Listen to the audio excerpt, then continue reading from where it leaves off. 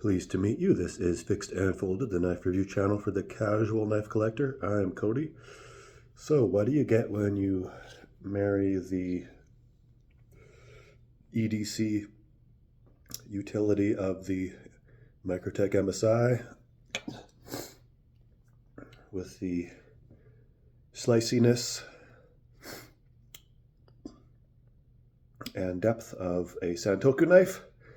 Well, I don't know, but today I'm going to do a review of the Civivi HID folding knife. This is a big knife, and I like it. So I was inspired to buy this after my friend owning a Kaiser Sheepdog XL and seeing how it had roughly this shape and a lot thicker and heavier, but it was an impressive, that thing could almost be a cleaver. And it just had its own personality to it, and it could still pierce. It had enough of a tip to pierce, and it just had its own personality. And it was extremely slicey. And then we also owned a couple Civivi Amorites, which are similarly shaped to this, more acute tip. This is a little bit of a sheep's foot, a little bit of a reverse tanto, a little bit of a Santoku shape, a little bit of this shape. And the Civivi Amorite was an incredible working slicer. And this one had some style to it and was nice and big. And as I do food prep tests for my knives to see how they do, I thought, well, let's see if we can find a champion out of those.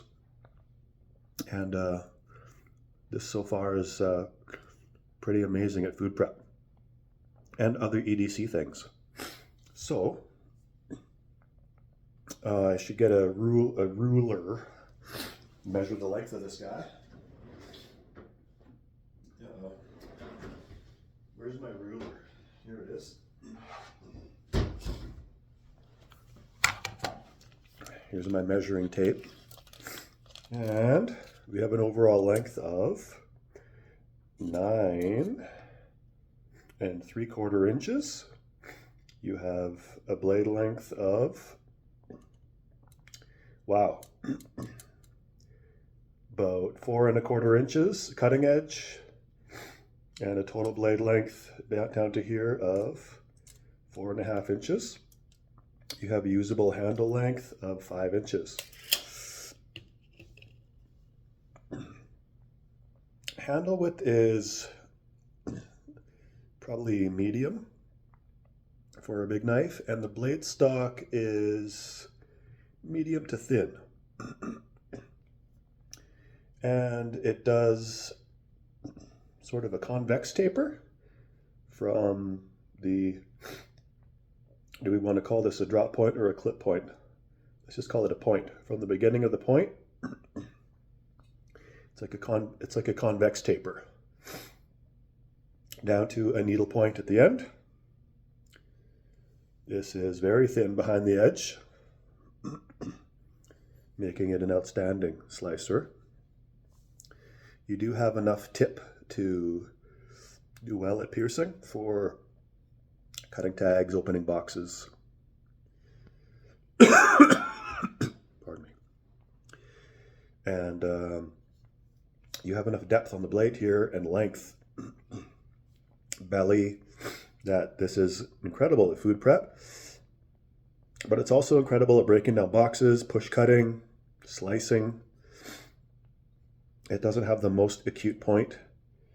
Something like Spyderco Paramilitary 2 has a very acute point. But still, this does well at piercing. So this is an all-around EDC knife that's huge, but cleverly designed so as to be not too huge. At least it passes my pocket test. So I have 2 front pockets in my 511 pants that are 5 1/2 inches tall and little bit wider than this deep, and I'll show you how they fit.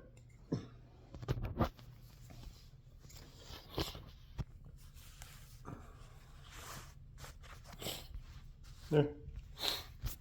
Fits all the way in. And yeah, there's a good 30%, 25% more space.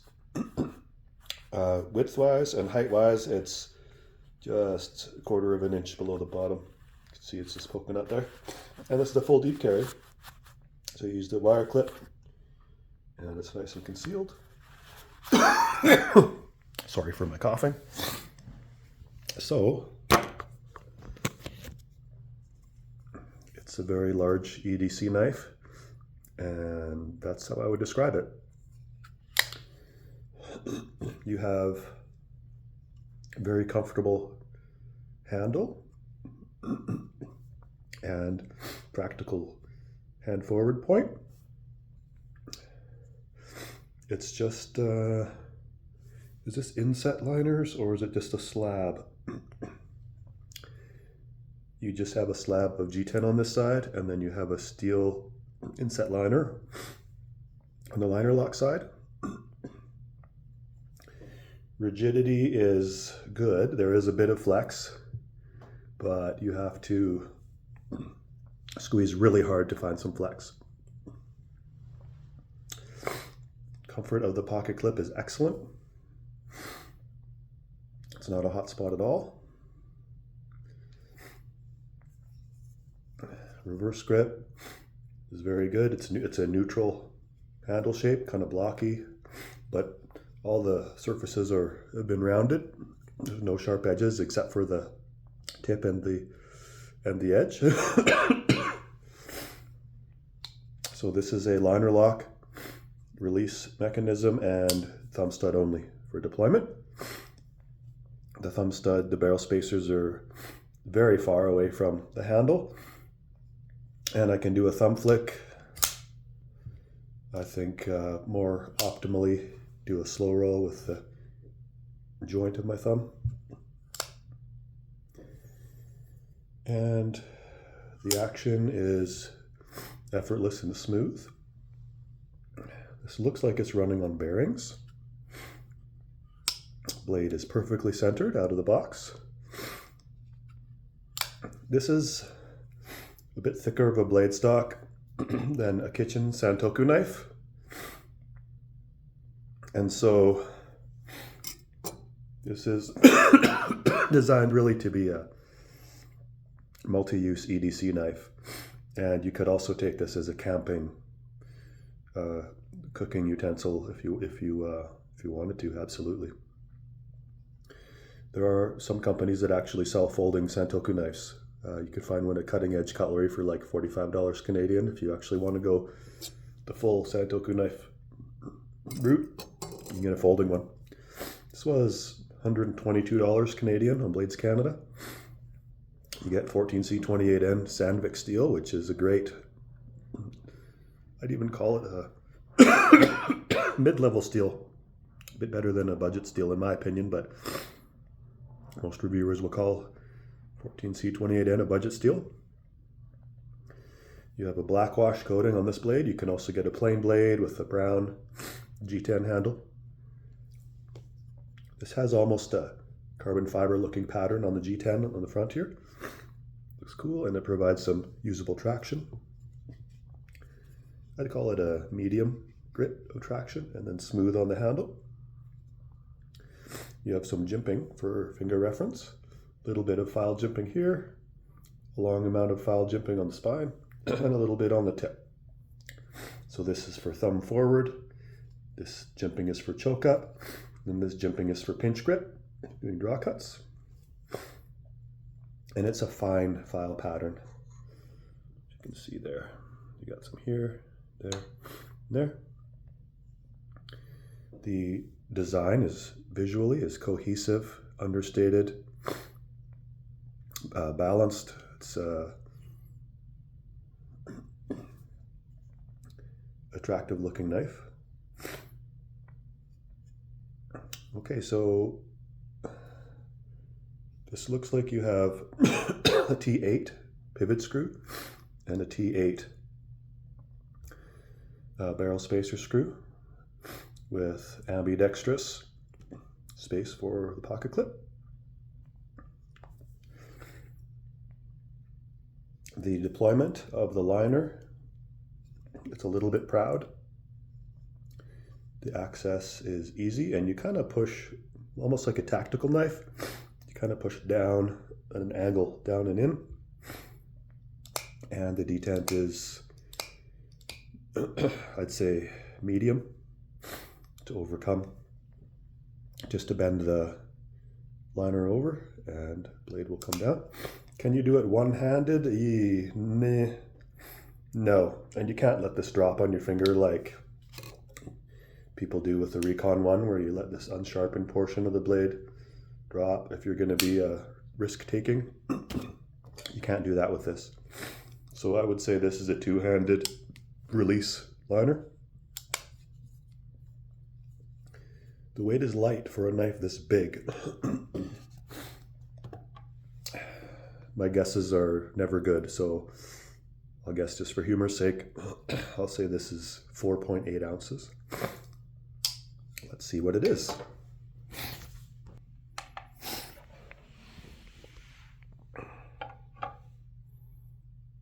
All right, so it's on the heavy side, 5.1, 5.2 ounces, settling at 5.1 ounces, 5.2.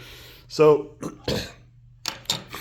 criteria for knives, so around 3 ounces is light, around 4 ounces is medium, around 5 ounces is heavy, but for a knife of this size, 5 ounces does not feel like a lot. You have a high fuller at the top, and then the rest of that is this actually is a full flat grind. The blade does taper from the spine, and then this fuller is just for style and to reduce the weight of the knife a little bit. On this side it says Ostap Hell Design. On the other side it's the Civivi logo, it says Civivi. And then if you angle the blade, somewhere along here it says what the blade steel is. In tiny, the world's tiniest lettering here, it says 14C28N. A lot of knives from these Chinese manufacturers in the budget lineup are either 14C28N or Nitro V. Apparently they're similar blade steels with similar performances, but apparently Sandvik steel has about the same edge retention as Nitro V, but more toughness and better corrosion resistance. So you can get screaming sharp edges on both Sandvik 14C28N and Nitro V, and they're also both easy to put an edge back on. And their edge retention is about 3 out of 10. So I'm happy with this. Price, $122 Canadian. Feels really good. It's got its own feel to it. Like the design language has its own feel to it. And yeah, it's sort of a hybrid of inspired by different knife styles. Let's see. What would be the main use of someone carrying a blade of this design? Camping, for food. But even you could do, it's not sturdy enough to do survival tasks. The blade is too thin. But anything you need to do slicing, push cutting, does decent at piercing. I think this is just designed to be an amazing slicer push cutter.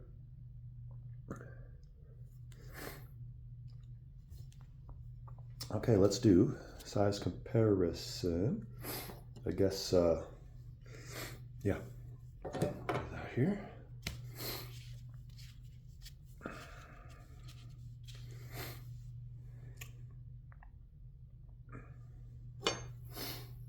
So, let's see. It's not a small knife. This is where it sits in the length.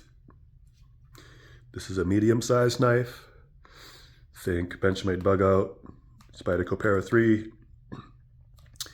These are what I call full-size knives. Spyderco Paramilitary 2, Benchmade readout. Go up a size. This is the Microtech MSI. Then you go up a size to the Cold Steel Recon 1. The Tanto and the clip point and the drop point all have the same blade length. Then you go to this big boy, the Civivi HID, and an actual 5-inch Santoku blade that I use all the time for making meals. You can see where this fits in. And the Recon 1 series, considered a big knife, so yeah, use that for reference. So, what would I rate this out of 10?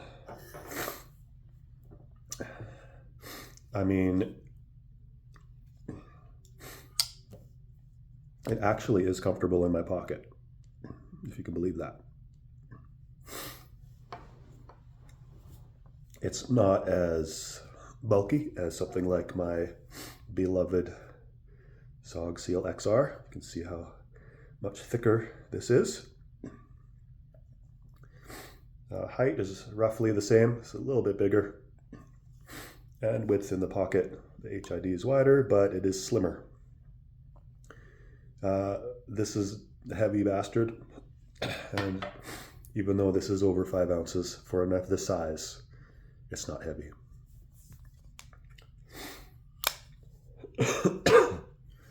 Even with the black on black, this is not a discreet knife. The blade's just too big. So I would not be pulling this out in the mall for anything.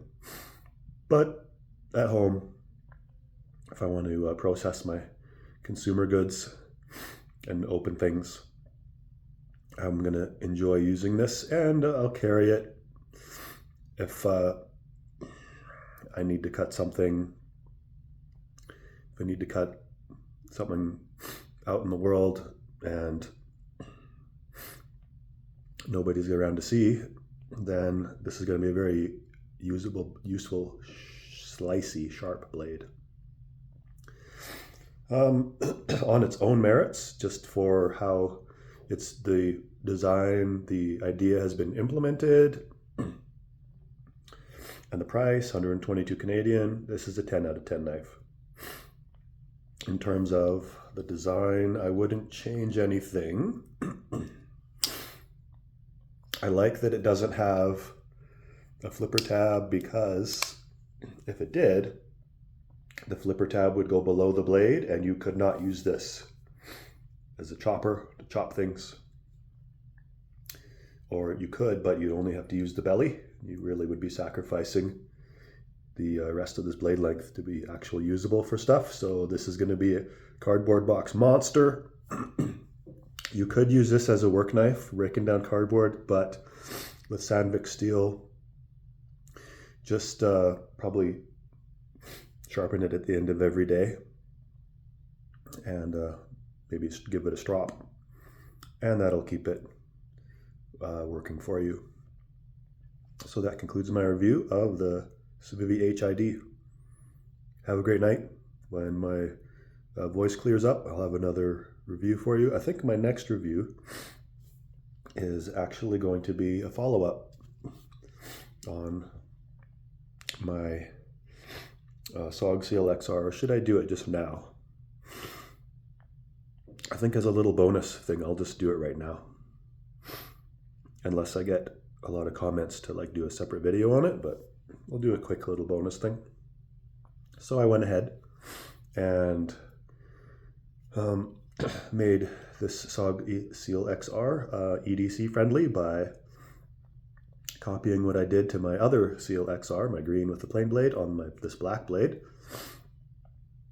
to some success. So I knocked down the jimping on the flipper tab. The jimping, now you can see it's like a zipper style. All the jimping along the back here. All the jimping on the blade. And all the jimping along the inside where the fingers rest. I explained the methods that I used to do it in the last video of this, so don't need to go over that again. Just say that I'm very happy with how this turned out. It didn't take long. Whole process took maybe 15 minutes. And now I have a hand and pocket friendly EDCable SOG Seal XR, even though the blade's about 3.75 inches or 3.5 sharpened. 3.5 inches sharpened, 3.75 total blade length. So if you live in an area that allows blade lengths this long, then you can carry this on your person. In Canada, you have to have it concealed in a pocket. But yeah, I'm very happy with how this turned out. And some of it was luck, and a lot of it was just trial and error over the years of working on knives and wrecking most of them. I'm at the point now where sometimes the knives turn out how I hope. So, hope you all have a great night, and I think I have a knife or two coming up in the next little bit, but all of you take care, and I will eventually see you. All right, bye.